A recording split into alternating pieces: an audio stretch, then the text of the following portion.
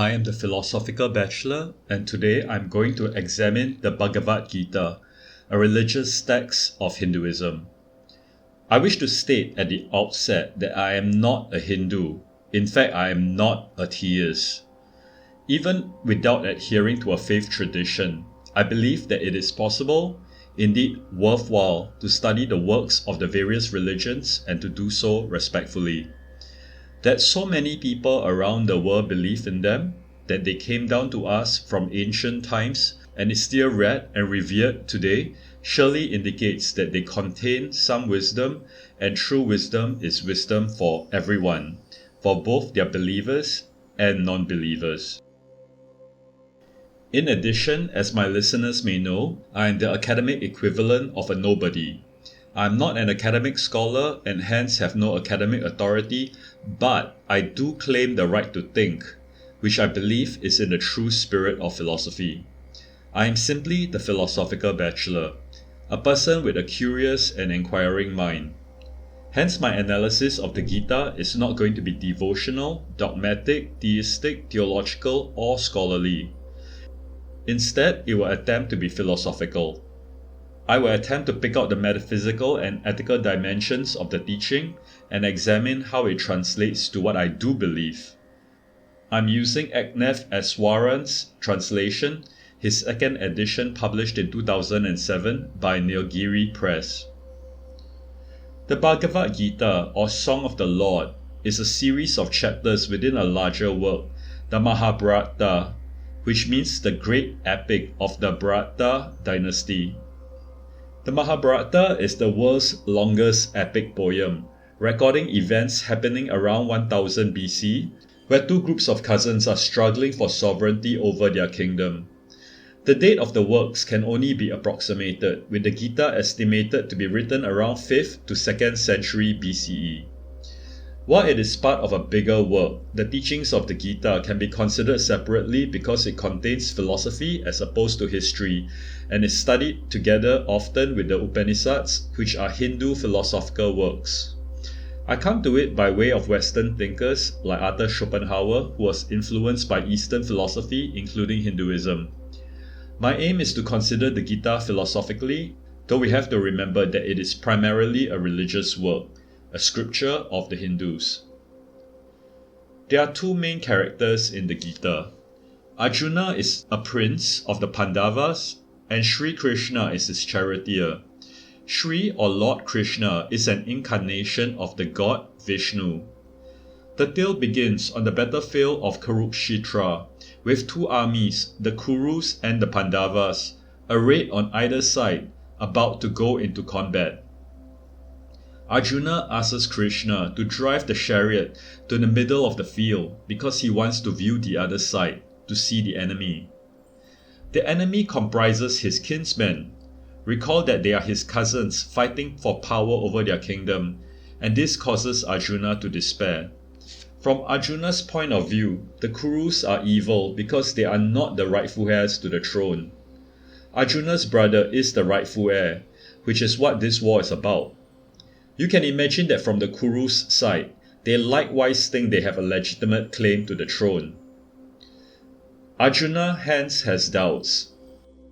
He recognizes that he will be slaying his kinsmen, and besides, the act of killing itself is sinful. Returning evil for evil does not make things right and remains sinful. He thinks that the reason why they now stand at war is a decadence within his family, whose corruption will infect their kingdom and will ultimately destroy both their family and their kingdom. He thinks it might be better that the other side simply wins in order to avoid further harm. He wants to give up the fight. Krishna tells Arjuna that such weakness and despair is unworthy of him because it is dishonorable. Arjuna recognizes the greatness of the enemy combatants also. He realizes that in every fight, there must be a winner and a loser, and recognizes the ambiguity of whether it is for the better whichever side wins. He realizes the emptiness of victory and material acquisitions. He wants Krishna to tell him how to proceed. Krishna tells Arjuna that his sorrow is misplaced because there is no need to grieve over the living or the dead, since each person has always existed and does not cease to exist even after death. The change that is seen is only fleeting, an illusion. What is needed is to realize this and hence be unmoved by it. Those who are unaffected by these changes, who are the same in pleasure and pain, are truly wise and fit for immortality, says Krishna, because the impermanence has no reality. Reality lies in the eternal. The metaphysics of the Bhagavad Gita is that the true reality of the universe is something unchanging and indestructible. Each person's soul is in reality not born and can never die, though a person's body is mortal. Hence, when a person's body dies, it is just like changing clothes, as the soul will later acquire a new body. Hence, Arjuna should fight, since it hardly matters that bodies are killed. The text refers to the soul as the self with a capital S, or the Atman. It can be understood that the soul is the true self of a person, while the body is merely a material shell containing the self. The self cannot be harmed, is eternal and unchanging, and hence is divine. Krishna further explains that even if such a metaphysics of an eternal soul is not accepted, there is still no need for grief, since death is inevitable for the living. Since it cannot be avoided, there is no need for sorrow. While the idea of death being inevitable is a commonplace idea, Krishna says something perhaps more surprising in the same verse. Birth is inevitable for the dead. The metaphysics of Hinduism is unfurled as the story proceeds. At first, each creature is already there but unmanifested. Then he becomes manifested through mortal birth. Upon his death, he once again becomes unmanifested, but then later becomes manifested again through another birth. So when one dies, there is no need to grieve, since that person will later be born again. All the while, there is the eternal self, which remains unchanged, unharmed, and eternal. Meanwhile, each person has a dharma. Dharma is law, duty, the universal law which holds all life together in unity according to the glossary. Arjuna's dharma or duty is that of a warrior. A warrior's duty is to fight against evil. Not obeying one's dharma or duty is what is sinful and dishonorable, and dishonor is worse than death. To die honorably is to attain heaven, while to win is to enjoy the earth. Hence, Arjuna should fight. Since losing and dying or winning and living both give good results, Krishna tells Arjuna that he need not vacillate. Further, the way to enlightenment or samadhi is to be indifferent to pain and pleasure, victory or defeat. Krishna tells Arjuna that he has to practice yoga. Yoga comes from the word yog, which means to unite. This uniting is a uniting with God and the realization of the unity of all life. This realization is the way to break the cycle of karma. Karma comes from the word kri, which means to do. So karma is about action, where action is a cause leading ineluctably to an effect. Yoga is skill in action, says Krishna. In realizing the unity of all life, one becomes enlightened, which breaks the endless cycle of birth and rebirth, or karmic cause and effect.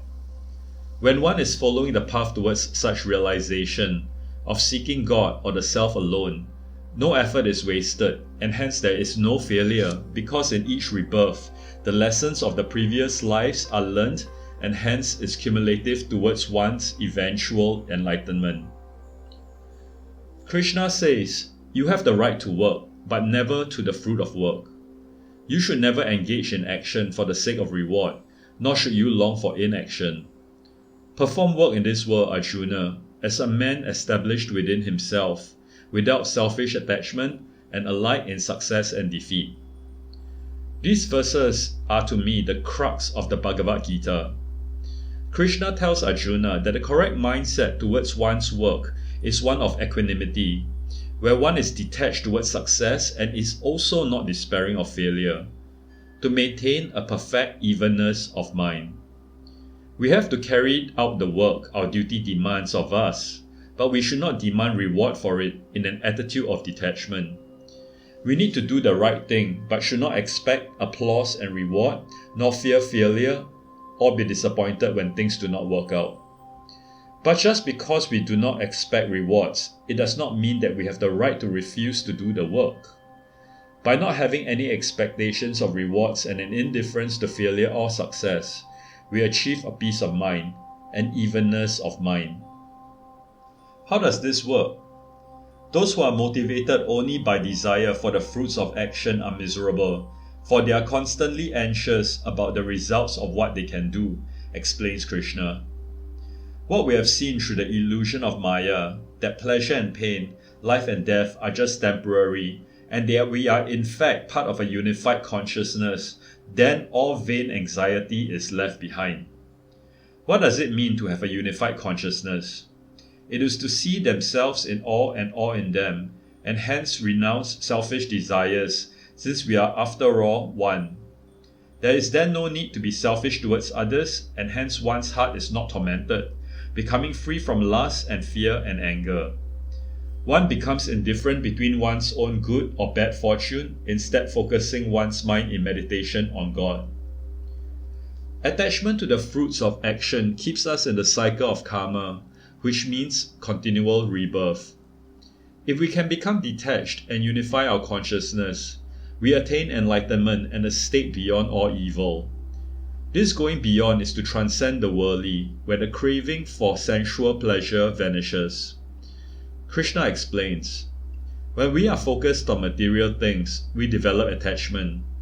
Attachment breeds desire, the lust of possession that burns to anger. Anger clouds the judgment. When we keep thinking about material acquisitions, we become attached to things. Such attachment to things fosters desire to have even more things, and when our desires are not satisfied, we get angry. When we get angry, we cannot think clearly and hence make bad decisions. However, if we have an attitude of detachment, such attachment vanishes, which then gives us peace and calm, clear thinking, which leads to wisdom. Our senses hence need to be freed from attachment and aversion alike. We need to break away from the cage of our ego, since being egoistic is anathema to recognizing the unity of everything. Arjuna says that the scriptures indicate that knowledge is better than action, and so is puzzled by why Krishna now advocates for action through fighting. Krishna responds that there are two paths to achieve enlightenment: the contemplative path of spiritual wisdom and the active path of selfless service. Avoiding action does not give freedom or perfection because it is part of our nature to act. Even to maintain your body, Arjuna, you are obliged to act, says Krishna. What is needed then is to control our senses using our minds so that we can act in selfless service. The actions that we should undertake are to fulfill our duties and to do so selflessly, without any thought of personal profit and with compassion, since selfless action imprisons the world. To do otherwise is like theft. We need to eat so that we can have the energy to serve, but we should not eat for sensory pleasure. God is present in every act of service, and if we live a life of indulgence rather than serving the needs of others, we have wasted our lives. Krishna gives examples of detachment. To such people, a clod of dirt, a stone, and gold are the same. They are equally disposed to family, enemies, and friends, to those who support them and those who are hostile, to the good and the evil alike. There is no need to seek happiness and pleasure from the world, because those who are enlightened are always satisfied. This security is not affected by people and things, but yet we should serve the welfare of the world, because it is through such devoted service that we can become enlightened and attain perfection. Such service improves the world because what the outstanding person does, others will try to do. People imitate those who do well, and in that way good standards are set and followed by the world. Krishna gives the example of himself. He has no needs of his own, but if he stops working, the world will follow suit, leading to chaos and destruction. Krishna says that the path of action is better than renunciation. Knowledge and action are not different, but the same. The goal of knowledge and service are the same, he explains. Renouncing their selfish attachments, those who follow the path of service work with body, senses, and mind for the act of self-purification, renouncing attachment to the fruits of their actions. The drive to act, actions, and the relation of cause and effect are not from God but from nature. God does not need anything, and so does not participate in our acts, whether they be good or evil. We should have equal regard for all, as there is the same self in every living thing. They see the self in every creature, and all creation in the self. All life is a manifestation of the self, of God. Seeing all life as my manifestation, they are never separated from me, says Krishna. In all life is God, and so we are never apart from God. When one has renounced and given oneself over to God, all their actions proceed from God. When a person responds to the joys and sorrows of others as if they were his own, he has attained the highest state of spiritual union. To realize this is spiritual awareness. Such spiritual awareness of the unification of consciousness comes from meditation, which then allows the person to live in joy. Krishna describes meditation as closing their eyes, steadying their breathing, and focusing their attention on the center of spiritual consciousness, to master their senses, mind, and intellect, with self-realization as the goal. To meditate, select a clean spot and sit oneself firmly on a cloth, a deer skin, or kusha grass. Hold your body, head, and neck firmly in a straight line and keep your eyes from wandering, he says. Strive to still your thoughts. Make your mind one-pointed, focused on God. Let all fears dissolve in the self and dedicate all desires to God. Be temperate in eating and sleeping, work and recreation. Through the discipline of meditation, we learn to withdraw the mind from selfish cravings and absorb it in the self, so that the mind can become unwavering from the eternal truth. When the mind is still, the self can reveal itself. When one has no desire but God, she cannot be shaken even by the greatest sorrow. Little by little, through patience and repeated effort, the mind will become still in the self. Krishna says that meditation is superior to asceticism and also selfless service. True renunciation is not about refraining from action or doing nothing out of a lack of energy. Instead, it is to work without expectation of reward. That is, selfless service. It is renunciation since it is renouncing attachment to the results of one's work and desire for the enjoyment of sense objects. We do this renunciation through our will, through self-control. The will is the only friend of the self, and the will is the only enemy of the self, says Krishna. To those who have conquered themselves, the will is a friend, but it is the enemy of those who have not found the self within them. Arjuna asks us whether if a person lacks self-control but yet has faith, would all his efforts towards spiritual awareness be wasted? Since the metaphysics of Hinduism is one of continual rebirth, Krishna answers, the wisdom they have acquired in previous lives will be reawakened, Arjuna, and they will strive ever harder for self-realization. Through constant effort over many lifetimes, a person becomes purified of all selfish desires and attains the supreme goal of life. So self-purification is a gradual process that may take multiple lifetimes to complete, but the process is cumulative. What has been acquired in previous lives is not lost, but accumulates and influences the present life. Krishna talks about his divine nature, beyond his current human manifestation as Arjuna's charioteer. I have another, higher nature, Arjuna. It supports the whole universe and is the source of life in all beings. There is nothing that exists separate from me, Arjuna. The entire universe is suspended from me as my necklace of jewels. I am the taste of pure water and the radiance of the sun and moon. I am the sacred word and the sound heard in air and the courage of human beings. I am the sweet fragrance in the earth and the radiance of fire. I am the life in every creature and the striving of the spiritual aspirant. My eternal seed, Arjuna, is to be found in every creature. However, people are unable to recognize this because of Maya. The glossary explains Maya as illusion or appearance. Our egotism is based on the appearance of things. For instance, the cake appears nice, so we desire to eat it. The couch looks comfortable. We sit on it and it is indeed comfortable to our bodies, making us desire to have it. But these are just how things appear to us. People's senses are attached to the pleasant and repulsed by the unpleasant, but we should not be ruled by our senses. Selfish desire and the anger it leads to is found in the senses, mind and intellect, but above all this is the self, the Atman. We should let the Atman rule the ego, to allow the divine in us to rule and not our ego. There is a greater aspect to us in our souls, which is the Atman. It is the divine part of our nature. The bodily part of our nature is guided by our senses, which drives us towards sensual pleasure and away from pain.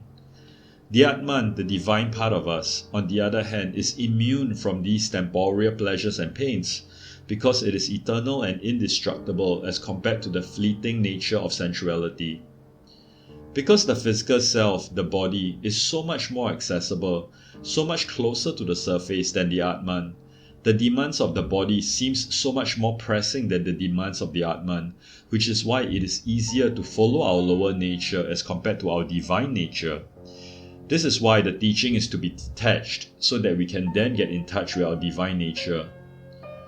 Every creature in the universe is subject to rebirth, Arjuna, except the one who is united with me, says Krishna.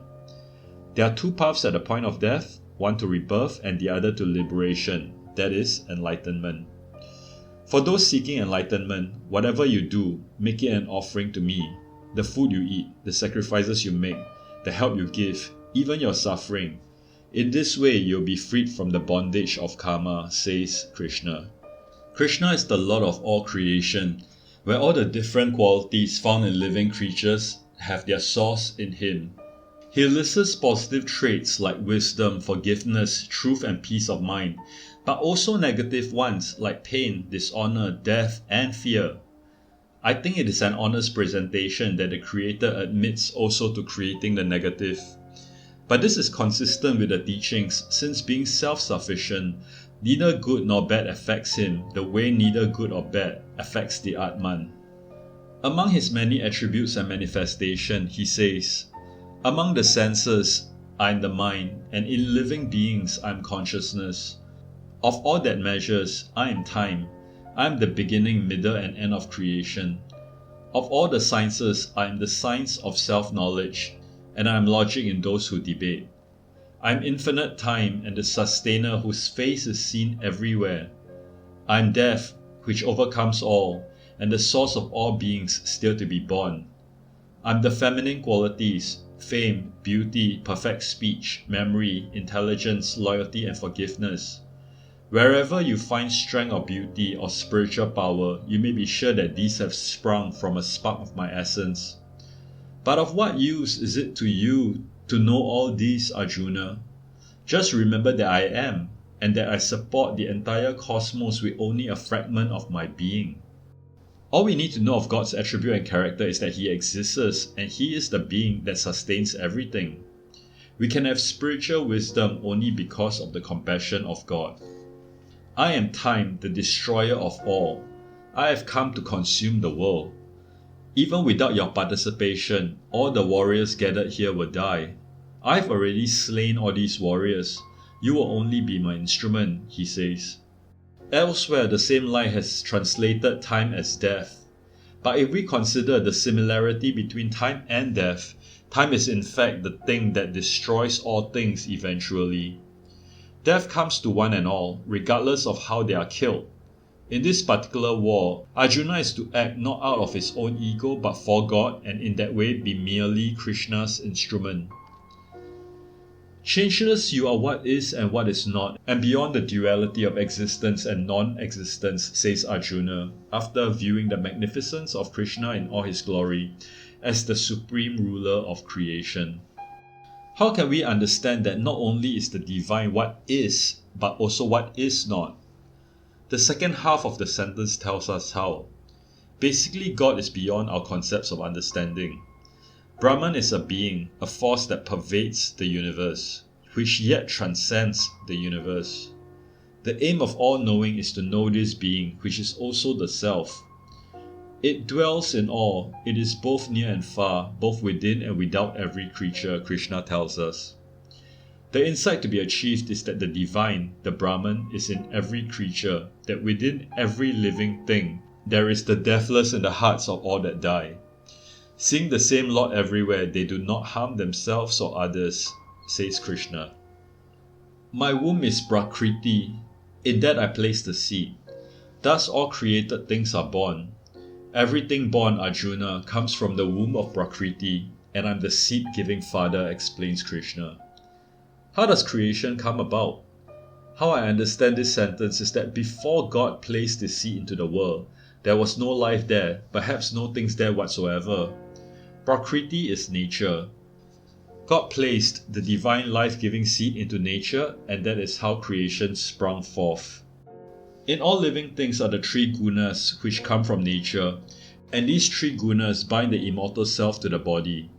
Sattva, pure, luminous and free from sorrow, binds us with attachment to happiness and wisdom. Rajas is passion arising from selfish desire and attachment. These bind the self with compulsive action. Tamas, born of ignorance, deludes all creatures through heedlessness, indolence and sleep. These three qualities intersect, and in a person one quality can dominate when the others are weaker. For a person where sattva is dominant, the person is wise. When rajas is dominant, a person is greedy and selfish, driven by restlessness and desire. When tamas is dominant, a person is lazy and confused. Hindu metaphysics is one of continual rebirth. So if a person dies when completely in sattva, she attains the pure worlds of the wise. If the dominant quality of a person is rajas, she will be reborn to people driven by work.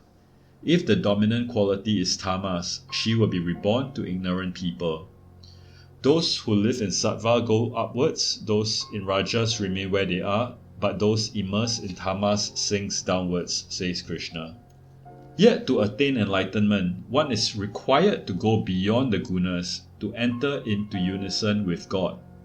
Even sattva, which is a good quality, binds us with attachment to happiness and wisdom.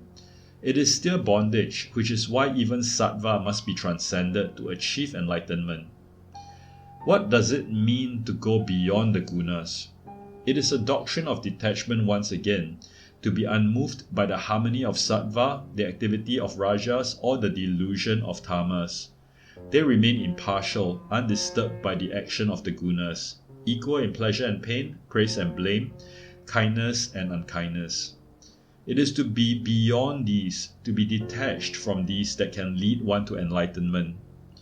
The way to go beyond this is to serve God with steadfast love, so that we can become fit to unite with God. Yet it seems, to reach a state suitable for enlightenment, we still need the help of the gunas to get close. Krishna teaches, the divine qualities lead to freedom, the demonic to bondage. The demonic do things they should avoid and avoid the things they should do. According to Krishna, such things would include denying that God is the source of all things, to deny the existence of God but instead take life as it appears, for instance that sex is the cause of reproduction. Such demonic people pursue pleasure and believe that gratification of lust is the highest that life can offer. This leads to scheming and anxiety, driven by anger and greed. Those with such characters get reborn to people with such characters. The way out is to escape from lust, anger and greed. Our faith conforms to our nature, Arjuna. Human nature is made of faith. A person is what his shraddha is, says Krishna. According to Diane Morrison, who introduces the chapters in Eswaran's translation, shraddha is translated as faith, but the English word is not adequate to its meaning. Shraddha is the sum total of our values. So rereading the sentence, our values conform to our nature, and a person is what her values are. We are our values. The gunas are the qualities that describe our nature, and those who are sattva dominant seek the forms of God, which I take to be knowledge, while the rajasic seek power and wealth. The tamasic seeks spirits and ghosts. I take this to mean that they are mired in superstition. What we seek directs how we act. The sattvic acts sincerely, without thought of reward. The rajasic thinks about reward in their actions, while the tamasic acts confusedly. The reason is because sattvic knowledge sees the one indestructible being in all beings, the unity underlying the multiplicity of creation. Rajasic knowledge sees all things and creatures as separate and distinct. Tamasic knowledge, lacking any sense of perspective, sees one small part and mistakes it for the whole. The sattvic recognizes the Atman in every living thing and hence recognizes the union of all things. The rajasic does not recognize the union and hence acts egoistically, placing oneself as the most important, while the tamasic is confused. Sattvic workers are free from egotism and selfish attachments, full of enthusiasm and fortitude in success and failure alike. Rajasic workers have strong personal desires and crave rewards for their actions. Covetous, impure and destructive, they are easily swept away by fortune, good or bad. Tamasic workers are undisciplined, vulgar, stubborn, deceitful, dishonest and lazy. They are easily depressed and prone to procrastination, says Krishna. There are two forms of renunciation. The first to refrain from selfish acts, the second to renounce the fruits of action. To renounce one's responsibility is tamasic. To avoid actions from fear of difficulty or physical discomfort is rajasic. But to fulfill your responsibilities, knowing they are obligatory, while at the same time desiring nothing for yourself, that is sattvic renunciation. They are not intimidated by unpleasant work, nor do they seek a job because it is pleasant, adds Krishna. Each of the gunas dominate each particular caste, making them suitable for various types of work which becomes their duty to abide by. By devotion to one's own particular duty, everyone can attain perfection, teaches Krishna. So it is not that the lower castes cannot become enlightened. Simply by carrying out their duty, it is a form of worship. It is better to strive in one's own dharma than to succeed in the dharma of another, he adds. Since Hinduism has a caste structure, it means everyone should do the duty that is assigned to their caste and not try to carry out the duties of a different caste. It is better to perform one's own duty imperfectly than to master the duties of another. By fulfilling the obligations he is born with, a person never comes to grief. No one should abandon duties because he sees defects in them, he says. Now I shall provide a commentary. Let us first consider Hinduism's metaphysics. The Gita speaks of the Atman, a divine soul within every living thing. God created the universe and is in all of us, but we have to rediscover Him within ourselves so as to reach Him and unite with Him. The ones who are able to do so break through the illusion of Maya, of appearances, and will be enlightened. This journey of discovery may take multiple lifetimes for any single person, which brings us to the Hindu conception of continual rebirth. Our wisdom accumulates in us over multiple lifetimes. Our actions create karma, with cause and effect dominating our lives. When we act, these acts generate effects, some good and some bad. The balance of our karma will determine to what circumstances we will be reborn. When we die, we return to the state of the unmanifested, but eventually get reborn. We could, over the span of our many lives, become better or worse. The way to get out of this cycle of karma is to come to the realization of the fundamental truth, which is that there is the Atman within us, which is eternal and unchangeable, beyond karma, beyond good and evil. This brings us to human psychology within the Gita, the three gunas, which are the qualities that determine how we act. There is the sattva, which leads us to happiness, the rajas, which are our passions, and tamas, which is laziness leading to ignorance. These gunas interact and one can become dominant. People dominated by the sattva in their current lives are reborn to wise people. Those dominated by rajas are reborn to people driven by work, and those dominated by tamas are reborn to ignorant people. There is a cosmic justice within the doctrine which crosses death into new life. The consequences of our actions generate karma, a kind of cosmic debt which does not become extinguished when one dies, but carries over into that person's next life. It determines how good or bad one's rebirth is. This brings us to the caste system in the doctrine. The relative dominance of the gunas determine how our lives are lived and the karma we generate. Those who have accumulated a large balance of good karma over bad get born into the highest caste, the Brahmins, whose duties are of learning, austerity, wisdom, and faith. Next are the Kshatriyas, whose duties are leadership and of the warrior. Then comes the Vaishya, whose duties are agriculture, dairying, and trade. Last is the lowest caste, the Shudra, whose duties are of service. To do one's duty is a core teaching in the Gita. Arjuna is of the warrior caste and hence should fight in the impending war. To turn away from that way Arjuna was tempted to would be to neglect one's duties. Likewise, each individual will fall somewhere along these caste delineations and will have duties suitable to each caste to fulfill. By devotion to one's own particular duty, everyone can attain perfection, says Krishna. So it is not that the lower caste cannot become enlightened, but by carrying out their duties, it is a form of worship, leading to the accumulation of good karma which will then enable a good rebirth. Prepared over multiple lifetimes in this way, one can finally be ready for the truth, which is that of renunciation. Renunciation can happen in two ways: the contemplative path of spiritual wisdom and the active path of selfless service. The focus of the Gita is on selfless service. This is where we have the right to work, but never to the fruits of work. We must carry out our duties, our dharma, but we must do so without attachment to rewards. We need to do our work without selfish attachments, without desiring for rewards, and so are alike in success and defeat, whichever way the outcomes of our work may turn out. We do what it is our duty to do and do it for God, dedicating our acts to God. How should we treat one another? Since the karma we accumulated in this life and previous life decide how we will be reborn, with those who have accumulated bad karma reborn into the lower caste, does it mean that those born into less fortunate circumstances deserve it?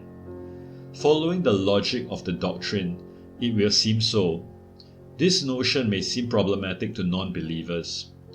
In addition, one may question the mechanics of how the accounting of karma is done and who is doing it, and how we can accumulate our karmas across lifetime, since it seems that we have no recollection of previous lives, but yet somehow the wisdom we have achieved in previous lives remain within us. You may be asking, what are the mechanics here? At least in the Gita, as far as I understand it, this is not explained. One may have many questions on the details, and even as I read my own summary of the Gita, I find some ideas difficult to wrap my head around, such as how we need to go beyond the gunas to be enlightened, and yet the Sattvik seem to be already able to realize the unification of consciousness. In theology, there is the conception of natural theology and revelation. Natural theology is the use of rational arguments to establish religious truths, while revered theology is where knowledge of God comes from divine revelations, for instance through scripture and prophets. The Gita is one of these scriptures where God reveals knowledge of himself to us. For the believers, what is required is the faith to believe. When Arjuna asks Krishna what God is, Krishna told and showed him, and Arjuna was overwhelmed. But of what use is it to you to know all this, Arjuna? Just remember that I am, and that I support the entire cosmos with only a fragment of my being, concludes Krishna. Arjuna was given a glimpse, seeing God in his splendorous multifaceted being, and is told the nature of God's infinity. But really, what is needed for him to understand is belief, to know that God exists, and what he needs to know is what is revealed in the teachings of the scriptures. Just like a non-believer may find it hard to understand the concepts of reincarnation, the wheel of karma, others may also find it hard to understand concepts within other religions such as heaven and hell. I am not trying to make a defense of the caste system, but neither do I want to condemn it here. There is a lot to be confused about if one thinks about the stories, not just in Hinduism but also in other religions. How did Krishna, a god, become Arjuna's charioteer to begin with? In Christianity, how does God become a man who then died but is God also? This is the importance of revelation in religion. For the believers, God revealed the knowledge in such a way, and it is not a matter of logic. So even if one does not admit the divinity of religious teachings, let us not judge, but try to understand. Try to adopt the point of view of one who believes, so that we can better understand what is good and wonderful in each of these teachings that contains some of human beings' oldest wisdom, and for the believers, divine wisdom. Returning to the caste system, compassion is one of the teachings of Hinduism. If a member of a higher caste treats a member of a lower caste unkindly, badly, that will give the higher caste person bad karma, which will then count against him when he is reborn. Everyone has a caste, and every caste has its own sets of duties. To carry out one's duty is a divine service, a form of worship. By devotion to one's own particular duty, everyone can attain perfection, teaches Krishna. Besides the divine, the Atman is in every one of us. A wise person should be able to recognize the divine in all those around him, and knowing that will act in compassion towards everyone. I want to point out something that Hindus experience daily that is not in the Gita. How they greet one another is with the word namaste. In Sanskrit, namas means bow and te means to you. So the phrase means literally bowing to you. The life force, the divine, the self, or the Lord in me is the same as in all others. And so when greeting one another with namaste, what we are saying is we bow to the divinity in the person we meet. Meditation is taught in the Gita as one of the ways to get closer to enlightenment. By stilling our bodies and mind, we allow the Atman within us to reveal itself. We become more spiritually aware, and in that way we can approach the unity of consciousness. All life is a unity. In the phenomenal world, we see distinctions between things, but in the true reality, we are one, united in God, in Brahman. All the gods in Hinduism, such as Krishna in the Gita, and the others such as Vishnu, Shiva, and so on, are all manifestations of Brahman. So what can a non-believer take from all these? How can non-believers understand the idea of the Atman in each of us? I think that even if we do not accept that there is the same divinity within each living thing, we can understand that in all living things, there are some things in common. The will to live, for instance. But my focus is on human beings, so let me elaborate based on that. All human beings want to be happy and to avoid suffering and pain. We want to be loved. Part of our happiness comes from being around other people who understand us and be our friends and lovers. Even if we do not recognize the common divinity in others, we know that other people also suffer, and we know this because we suffer. We are in many ways the same as other people because we are people. As Shylock said in Shakespeare's Merchant of Venice, if you prick us, do we not bleed? So even without accepting the notion of the Atman in each of us, we can still feel compassion towards others. We can still have solidarity with one another because we recognize the common nature we share. On meditation, I think regardless of whether there is or is not an Atman, there is a time to be still, to quiet the noise of our minds so we can find ourselves. In a way, that is finding the Atman, which is after all the self. It is so easy to get caught up in activity, to fill each moment, even the liminal ones, with entertainment, with sleep, with pleasure-seeking activities. We almost cannot bear the silence anymore, but we should. Just like we have so many different kinds of beverages to choose from alcoholic ones to fizzy drinks, sometimes all we want is just plain water. I myself have not meditated as frequently as I should, but sometimes we need to take the time to be quiet, to still ourselves, our minds and bodies, and just be. How about what I take to be the main lesson of the Gita? You have the right to work, but never to the fruit of work. You should never engage in action for the sake of reward, nor should you long for inaction. Perform work in this world, Arjuna, as a man established within himself, without selfish attachments and alike in success and defeat, says Krishna. This teaching is similar to the Stoics and the Epicureans. By being detached, we save ourselves pain from failure but also suffering from pining after success. The doctrine of the Gita presumes that we are each born to duties which are our task to carry out. I myself do not subscribe to that. I do think we have duties, just not duties defined by the circumstances of our birth. So we should carry out our duties, our projects as the existentialists will call it. We need to do what we need to do, but we should not long for success. If we do the right thing, we should not long for reward. If we do enjoy success and rewards, good, but if we do not, we should not be deterred from doing the right thing and from doing our duties. On a personal note, this frame of mind is how I try to approach my writings and videos. The fact is, I know that to find success over YouTube or in writing, especially as an independent philosopher, is difficult. Doing something for its own sake, because it is worth doing, is one of my personal pet doctrines.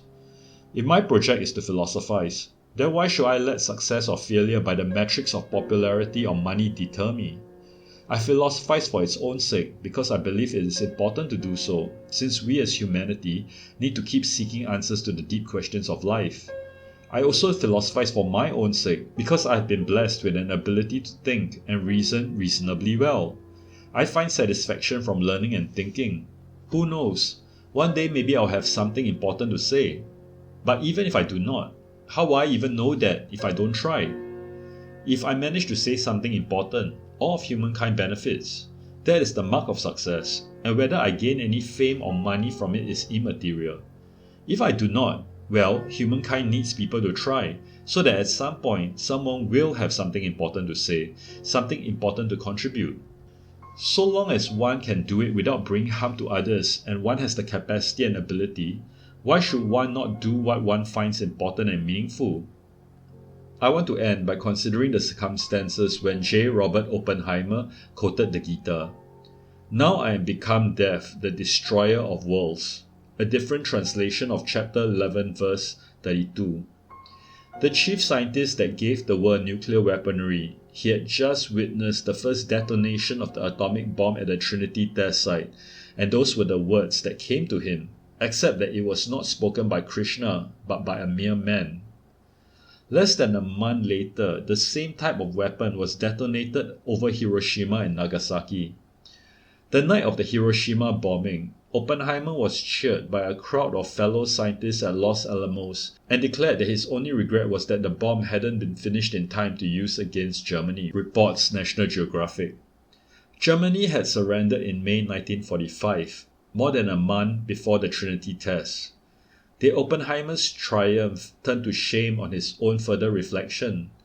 He spent the rest of his life lobbying against nuclear proliferation. Less than a decade after his success, his security clearance was revoked. He said in 1950, "The physicists have known sin, and this is a knowledge which they cannot lose." Cannot or must not? Around 1000 BC, Arjuna was reminded by no less than God himself that it was his duty to fight the war at Kurukshetra. Thousands of years later, humankind has developed godlike powers of destruction, today capable of destroying the earth multiple times over. Was Oppenheimer simply doing his duty as a scientist, carrying out his dharma only to regret it later? Were the politicians and the generals who made the decision to drop not one but 2 atomic bombs on Japanese cities simply carrying out their duty? Hannah Arendt talks about the banality of evil, where the most egregious acts can be committed as a matter of one doing one's duty. She was specifically referring to Adolf Eichmann, a Nazi and major organizer of the Holocaust. She refuses to accept that he was demonic or psychopathic, but instead an ordinary man just doing his job. He did his duty, as he told the police and the court over and over again. He not only obeyed orders, he also obeyed the laws, reported Arendt. When is it right, in fact required, that one does one's duty? And when is it right, in fact required, to refuse to do one's duty? We may have a duty as a soldier, scientist, or citizen, but we also have a duty as a human being. On that uneasy and I hope thought-provoking note, I shall bring this video to an end. I hope I have not made any egregious errors in my explanation of the Gita. I came to it by way of Western philosophy. My intellectual worldview is unfortunately dominated by Western ideas, and so I may not have been able to do the Gita justice. If I did make any mistakes, please do call me out, but please also find it in your heart to forgive me, from one seeker of truth to another. My intention is not to caricaturize the Gita or Hinduism, but to consider it philosophically, to find its wisdom and to do so respectfully. As I had said, true wisdom is applicable to all, believers or non-believers. If you have a different interpretation from me or simply any thoughts on the Gita, please do share it. We can all benefit from multiple viewpoints. Thank you. Om Shanti Shanti Shanti.